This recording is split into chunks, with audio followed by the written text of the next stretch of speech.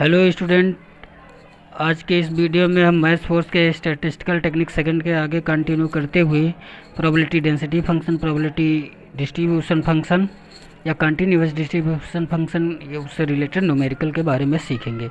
पिछले वीडियो में हमने प्रोबेबिलिटी मास फंक्शन निकालना सीखा था, प्रोबेबिलिटी डिस्ट्रीब्यूशन फंक्शन, लेकिन वो सब प्रोबेबिलिटी डिस्ट्रीब्यूशन फंक्शन और probability mass function discrete random variable के लिए था।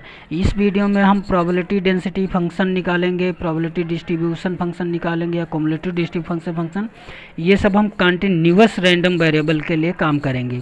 तो सबसे पहले probability density function. Probability density function किसे कहेंगे? Late the probability of variable या वेरिएट एक्स इन इंटरवल।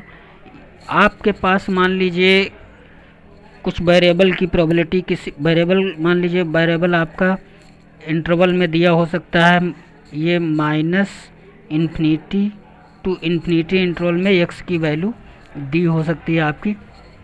तो let the probability of variate x in the interval -∞ to ∞, then f(x) is called probability density function if it satisfies following conditions. यदि ये f(x) ये condition satisfied कर देता है तो हम इसे कहेंगे कि ये प्रोबेबिलिटी डेंसिटी फंक्शन है। कौन कौन सी कंडीशन है? पहली कंडीशन है f(x) ग्रेटर देन और इक्वल टू 0। दूसरी कंडीशन है -∞ to ∞ f(x) dx is equal to 1। ये कंडीशन आप वहाँ जब प्रोबेबिलिटी मास फंक्शन पढ़ रहे थे तो वहाँ सिग्मा यूज हो रहा था। यहाँ आप प्रोबेबिलिटी डेंसिटी फंक्शन पढ़ रहे हैं तो यहाँ इंटीग्रेशन, समेशन और इंटीग्रेशन एक ही बात है। समेशन आपका डिस्क्रीट के लिए यूज होता है और इंटीग्रेशन आपका कंटिन्यूअस इंटरवल के लिए यूज होता है। अब इससे रिलेटेड प्रॉब्लम इस तरीके से हो सकती है कि कोई क्वेश्चन दिया, उसको पूछ रहा होगा कि ये बताइए कि ये प्रोबेबिलिटी डेंसिटी फंक्शन है कि नहीं। तो किसी भी फंक्शन को प्रोबेबिलिटी डेंसिटी फंक्शन होने के लिए दो कंडीशन का होल्ड करना जरूरी है।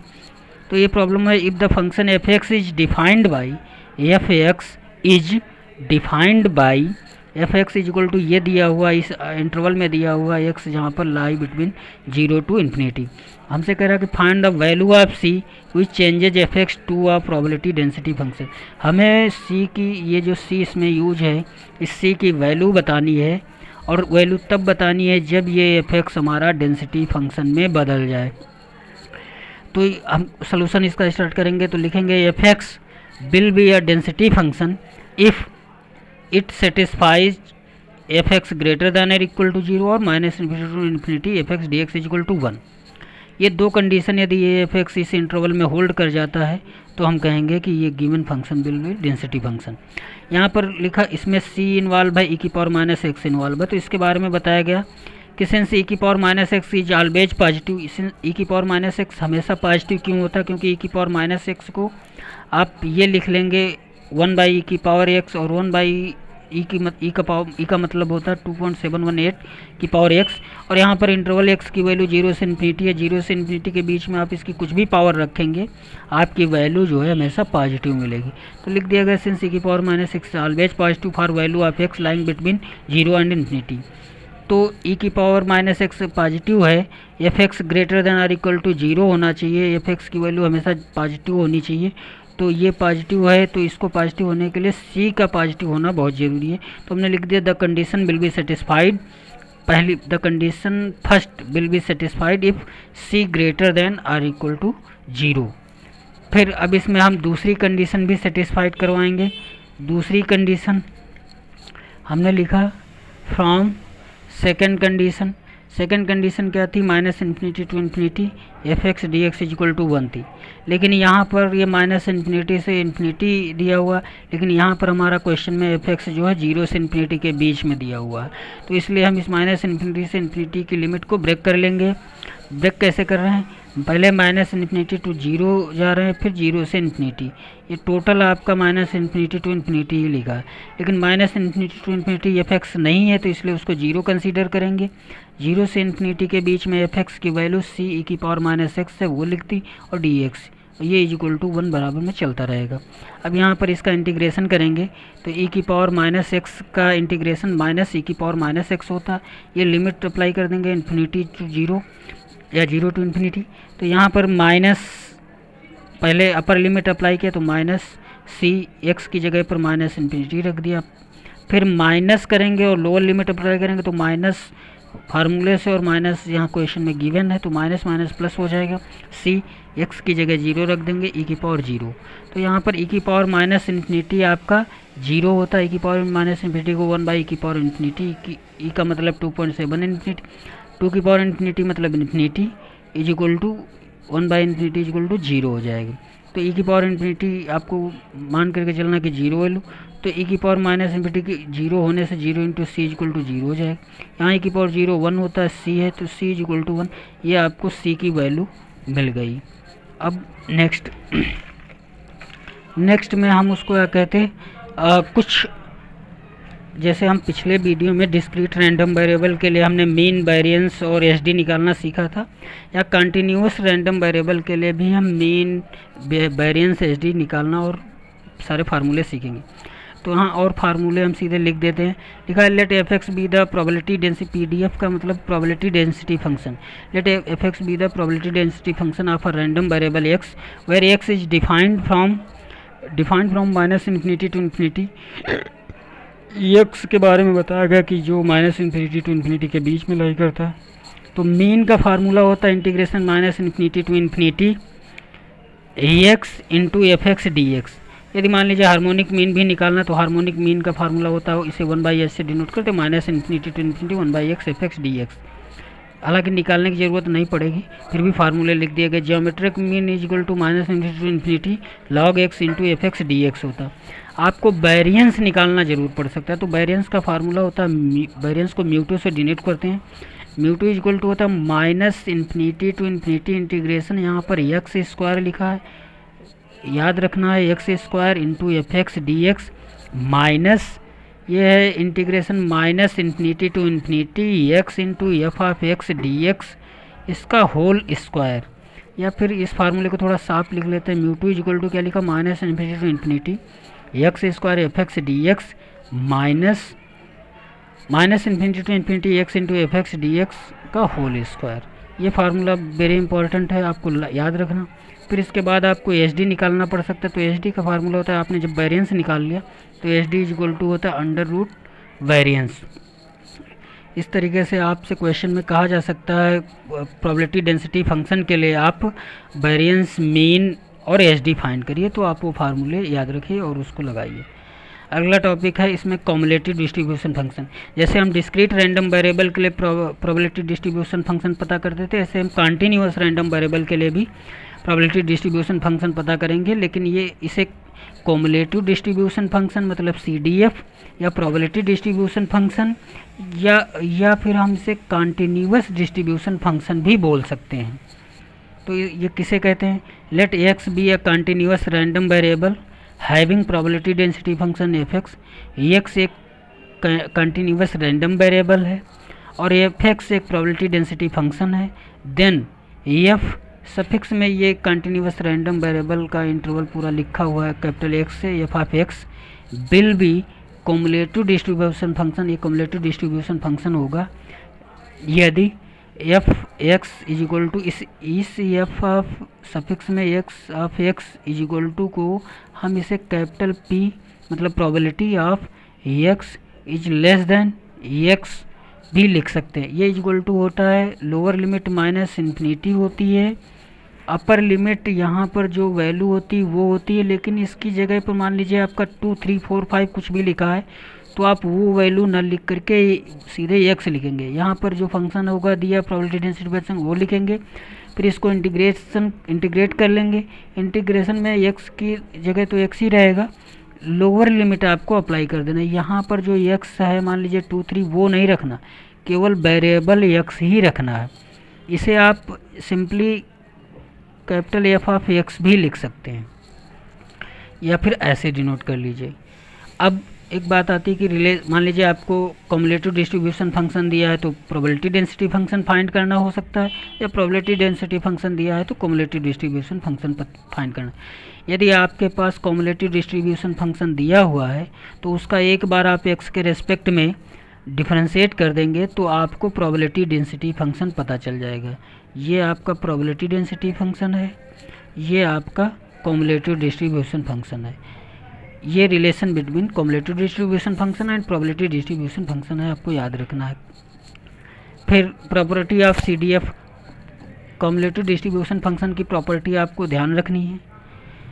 ये एफ ऑफ माइनस इन्फिनिटी पर वैल्यू प्रोबेबिलिटी डिस्ट्रीब्यूशन फंक्शन की माइनस इन्फिनिटी पर वैल्यू 0 होती है, प्लस इन्फिनिटी पर वैल्यू आपकी 1 होती है। ये वेरी इंपॉर्टेंट है। अब क्वेश्चन करते हैं, अब इस पर हम क्वेश्चन करते हैं। क्वेश्चन हमारा है कि अ random variable x has the density function, एक रैंडम वेरिएबल x है जिसका डेंसिटी फंक्शन क्वेश्चन में गिवन है k into 1/1 plus x square, और x हमारा माइनस इन्फिनिटी से इन्फिनिटी के बीच में लाई कर रहा है। तो हमसे कह रहा है कि डिटरमाइन k जो इसमें इन्वॉल्व है एंड डिस्ट्रीब्यूशन फंक्शन, और इसके लिए डिस्ट्रीब्यूशन फंक्शन पता करना है। तो यहाँ पर हम लिखेंगे it will be density function. ये फंक्शन डेंसिटी फंक्शन है, ये क्वेश्चन में ही कहा गया। तो ये डेंसिटी फंक्शन तभी होगा जब condition minus infinity to infinity f x d x is equal to 1 हो। तो यहाँ इस कंडीशन को लगाने से यहाँ पर हमें k की वैल्यू मिल जाएगी। हमने लिखा minus infinity to infinity f of x की जो वैल्यू क्वेश्चन में दी है वो लिख ली, और 1/1 प्लस एक्स और d x is equal to 1। अब आप इसका इंटीग्रेशन k बाहर आ जाएगा, कांस्टेंट है। 1/1 प्लस एक्स स्क्वायर का इंटीग्रेशन आपका tan इनवर्स x हो जाएगा। Limit minus infinity to infinity लगा दिया इज इक्वल टू 1। तो अपर लिमिट जब x की जगह तो tan इनवर्स इन्फिनिटी होगा, minus lower limit tan inverse minus infinity is equal to 1। तो tan इनवर्स इन्फिनिटी की वैल्यू π/2 होती, tan इनवर्स माइनस इन्फिनिटी की वैल्यू माइनस π/2 होती। तो माइनस π/2 माइनस पहले से तो प्लस π/2 π/2 प्लस π/2 पाई बन जाएगा। तो k into pi is equal to 1, तो k की वैल्यू 1/π पता चल जाएगा। अब आपको कॉम्युलेटिव डिस्ट्रीब्यूशन फंक्शन निकालना है। ये कॉम्युलेटिव डिस्ट्रीब्यूशन फंक्शन सीधे माइनस इन्फिनिटी टू इन्फिनिटी के लिए निकालना है। यहाँ पर ब्रेकेबल फंक्शन नहीं दिया हुआ, सीधे minus infinity to infinity function के लिए निकालना है। तो हम इसके लिए कैलकुलेट करते हैं। Now CDF f x is equal to, ये अभी माइनस इन्फिनिटी टू इन्फिनिटी नहीं लगाते क्योंकि हम लिखते हैं ऐसे, f x is equal to p x is less than और इक्वल टू एक्स, ऐसे लिखते हैं। तो ये माइनस इन्फिनिटी टू एक्स होता है, माइनस इन्फिनिटी टू एक्स होता है, और 1/π और एफ एक्स डी एक्स होता है। लेकिन यहाँ पर हम जो है यहाँ पर कोई लिमिट अभी नहीं लगाएंगे क्योंकि यहाँ पर interval minus infinity to infinity दिया है। तो हमने लिखा, क्यों अभी आगे बताएंगे। तो अब ये इंटीग्रेशन एफ एक्स में k की वैल्यू हमने निकाल रखी है 1/π, वो अब k की वैल्यू यहाँ पर यूज कर लेंगे 1/1 plus x square D x. अब हम जैसे इसका इंटीग्रेशन करेंगे तो हमें ये 1/π tan inverse x plus C मिल जाएगा। इसका integration tan inverse x plus C मिल जाएगा। अब यहाँ पर c एक कांस्टेंट यूज हमने बताया था।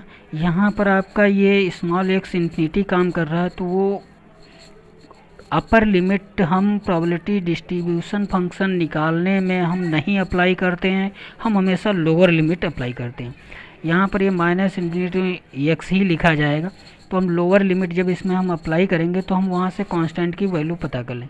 हम जानते हैं ये प्रॉपर्टी है प्रोबेबिलिटी डिस्ट्रीब्यूशन फंक्शन या क्युमुलेटिव डिस्ट्रीब्यूशन फंक्शन की, कि f of minus infinity is equal to 0 होता है, f of minus infinity is equal to 0 होता है। तो हम यदि इसमें x की जगह माइनस इन्फिनिटी रख दें तो एफ ऑफ माइनस इन्फिनिटी, तो यहाँ पर भी इन्फिनिटी रखेंगे तो 1/π tan inverse minus infinity plus C is equal to 0 हो जाएगा। tan इनवर्स इन्फिनिटी की माइनस इन्फिनिटी की वैल्यू माइनस π/2 है, तो ये 1/π into minus π/2 plus C is equal to 0। ये पाई कैंसिल हो जाएगा। तो यहाँ से ये लिख जाएगा माइनस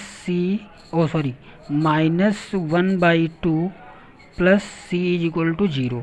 तो यहाँ से सी इज इक्वल टू 1/2 आ गया, और ये सी की वैल्यू हम इसमें रख देंगे तो हमारा probability distribution function F of x is equal to 1/π tan inverse X plus 1/2 required result हमें पता चल जाएगा।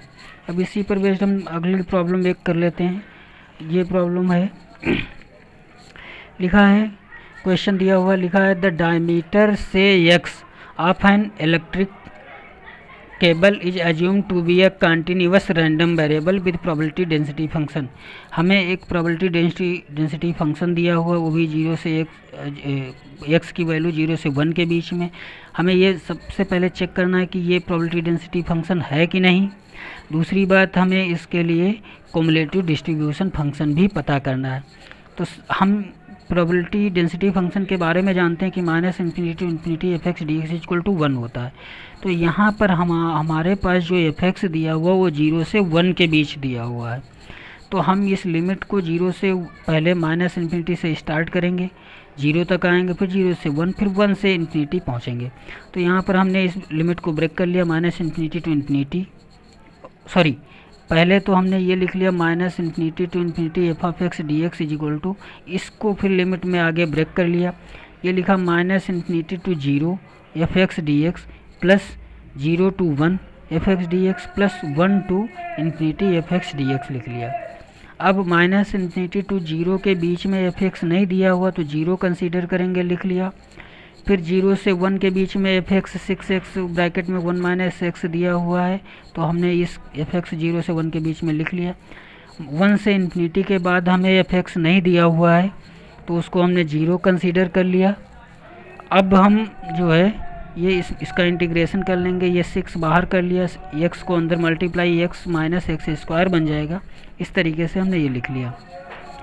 अब हम इसको इंटीग्रेट कर देंगे, 6 बाहर x² 2 हो जाएगा, इसका इंटीग्रेशन x² 2 माइनस इसका इंटीग्रेशन x³ 3 और लिमिट जो गिवन है वो अप्लाई कर देंगे 0 टू 1। सबसे पहले अपर लिमिट रखेंगे, तो यहाँ पर x की जगह 1 रखेंगे, तो ये 1 रखा तो ये 1/2 माइनस 1/3।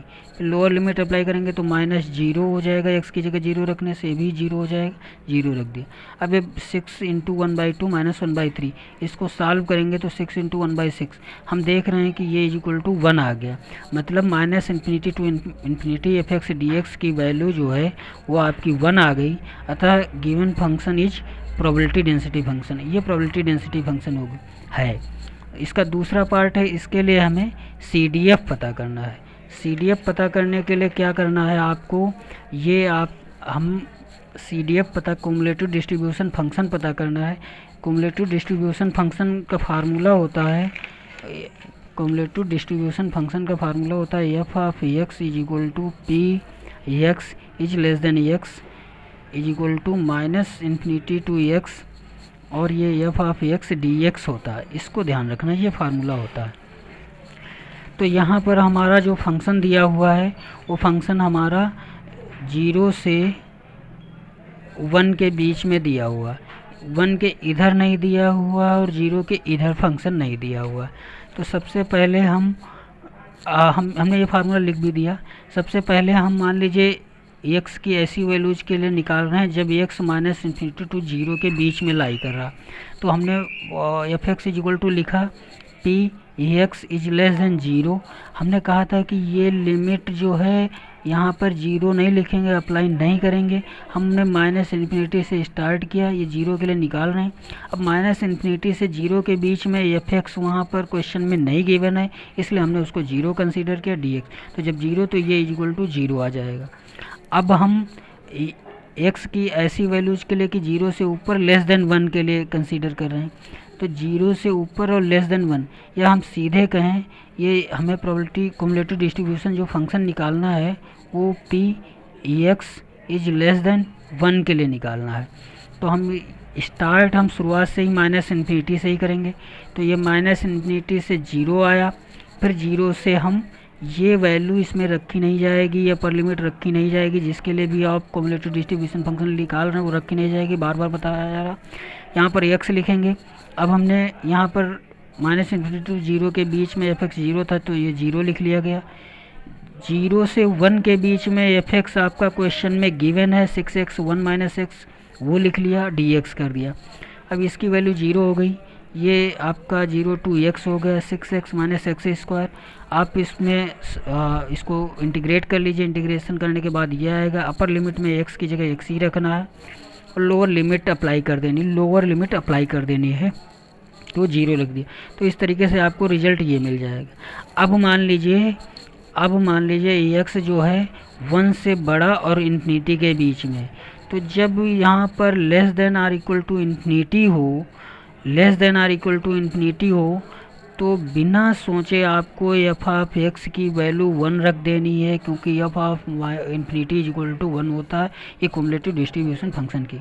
तो इस तरीके से आपका सी डी एफ जो है वो इस तरीके से बन जाएगा कि एफ एक्स की वैल्यू 0 होगी जब आपका एक्स जो है less than or equal to 0 होगा। एफ एक्स की वैल्यू 3x² माइनस 2x³ होगी जब x की वैल्यू 0 से 1 के बीच में होगी, और जब x की वैल्यू 1 से बड़ी और इन्फिनिटी से नीचे तो आप इसकी वैल्यू 1 होगी। तो ये आपका क्युमुलेटिव डिस्ट्रीब्यूशन फंक्शन कहलाता है। इस तरीके से क्युमुलेटिव डिस्ट्रीब्यूशन फंक्शन इसे कहते हैं। एक क्वेश्चन और इससे रिलेटेड हम लोग कर लेते हैं। एक क्वेश्चन और है, क्वेश्चन लिखा है let x be a continuous random variable with probability density function. हमें प्रोबेबिलिटी डेंसिटी फंक्शन दिया हुआ 0 से 1 के बीच में, हमसे कह रहा है फाइंड द वैल्यू ऑफ के, इसमें के इन्वॉल्व है उसकी वैल्यू, और मीन एंड वेरिएंस की वैल्यू पता करनी है। तो के को पता करने के लिए प्रोबेबिलिटी डेंसिटी फंक्शन है, तो प्रोबेबिलिटी डेंसिटी फंक्शन की कंडीशन को सेटिस्फाइड करवा देते हैं, -∞ to ∞ f x d x is equal to 1। अब यहाँ पर ये हमें -∞ to ∞ के बीच में फंक्शन की वैल्यू नहीं दी हुई है, इसलिए इस लिमिट को हम ब्रेक कर लेते हैं। तो -∞ to 0, 0 to 1, 1 to ∞ कर लिया। तो -∞ to 0 एफ एक्स की वैल्यू 0 कंसीडर की जाएगी, 0 से 1 के बीच में एफ एक्स की वैल्यू ये कंसीडर की जाएगी, लिख दिया गया, और 1 से ∞ के बीच में भी इसकी वैल्यू 0 कंसीडर की जाएगी क्योंकि दी नहीं, और इज इक्वल टू 1। क्योंकि ये प्रोबेबिलिटी डेंसिटी फंक्शन है इसलिए ये कंडीशन लगाई जा रही है। केवल इतना बचा, अब इसका हम इसको एक के को बाहर लिख लिया, x² को अंदर मल्टीप्लाई कर लिया, x² माइनस x² 5 बन जाएगा डी। इसको इंटीग्रेट कर देंगे x/3। इंटीग्रेट करने के बाद इस पर हम लिमिट लगा देंगे, 0 to 1 लगा देंगे लिमिट। अब 1 सबसे पहले अपर लिमिट रखेंगे तो ये 1/3 माइनस 1/6 माइनस लोअर लिमिट रख देंगे इक्वल टू 1। तो ये 1/3 माइनस 1/6 को आप सॉल्व करेंगे तो ये 1/6 मिलेगा, और इस तरीके से k की वैल्यू 6 मिल जाएगी। k की वैल्यू पता चल गई, हमें पहला पार्ट हमने कर लिया। अब दूसरा हमें मीन पता करना और वेरिएंस पता करना। तो मीन का फार्मूला है -∞ to ∞ x F x d x. तो यहाँ पर हमें -∞ to 0, 0 से 1, 1 से ∞, तो हम वो -∞ to 0 वाले हिस्सा नहीं लिख रहे हैं, सीधे जिसमें फंक्शन गिवन है वो वाला पार्ट लिख रहे हैं, 0 से 1, और एफ एक्स 0 से 1 के बीच में जो दिया हुआ वो लिख लिया, एक्स ये फार्मूले का, और ये लिख लिया। अब ये x³ बन जाएगा, x³ के अंदर मल्टीप्लाई करें x³ ये x⁴ हो जाएगा। इसको आप इंटीग्रेट कर दीजिए तो x⁴/4 minus x⁴ limit apply कर दीजिए, 1 और 0 तो अपर लिमिट अप्लाई करने 1/4 माइनस 1/7 लोअर लिमिट अप्लाई कर दी गई। तो ये आपका 6 × 1/4 माइनस 1/7, ये 6 × 7 माइनस 4 × 7। इस तरीके से आप इसको सॉल्व करते जाएंगे तो ये आपका मीन जो है 9/14 पता चल जाएगा, मीन आपका 9/14 पता चल जाएगा। अब वेरिएंस की बात हो गई, तो वेरिएंस का फार्मूला आप ध्यान रखिए, वो पहले बताया जा चुका है। क्या होता है -∞ to ∞ x² F x d x minus bracket के अंदर -∞ to ∞ integration x F x d x का होल स्क्वायर। तो यहाँ पर -∞ से ∞ के बीच में केवल 0 से 1 के बीच एफ एक्स दिया, तो केवल 0 से 1 के बीच वाला हिस्सा रख रहे हैं, तो 0 से 1 के बीच वाला हिस्सा एफ एक्स लिख दिया, और ये x² फार्मूले से वो लिख लिया। अब ये x² x⁴ बना, x⁴ के अंदर मल्टीप्लाई किया, x⁴ का अंदर जब हमने मल्टीप्लाई किया तो हमारे पास कुछ इस तरीके से बन जाएगा 6 0 to 1 x⁴ 1 minus x³ dx। और ये हमने जो है इसमें हमने इसकी वैल्यू हम पहले पार्ट में निकाल चुके हैं, पहले पार्ट में हम 9/14 इसी की वैल्यू निकाल चुके हैं जिसे मीन कहते हैं, तो 9/14 सीधे हमने यूज कर ली। तो अब इस तरीके से ये किया, यहाँ पर इसको मल्टीप्लाई करके हमने इंटीग्रेट किया, इंटीग्रेट करने के बाद हमने इसमें लिमिट अप्लाई कर दी, और लिमिट जैसे ही हमने अप्लाई की तो ये हमारा बन जाएगा आपका 6 × हमने लिमिट अप्लाई कर ली, और फिर इसको सॉल्व कर लिया। सॉल्व करने के बाद हमारा आंसर इसमें आ गया। वेरिएंस को σ² से डिनोट करते हैं, तो σ² / 9/245 आ गया। अब इसके बाद मान लीजिए हमें वेरिएंस मिल गया। अब हमें एच डी पता करना है, तो एच डी जो है अंडर रूट वेरिएंस होता है, तो अंडर रूट वेरिएंस की वैल्यू रख दी, इसका हमने रूट निकाल लिया, तो ये 3/7 आया, √5 के ऊपर नीचे मल्टीप्लाई कर दी, तो ये 3/35 इंटू √5 वैल्यू आ गई। इस तरीके से आज का वीडियो ओवर। Thank you.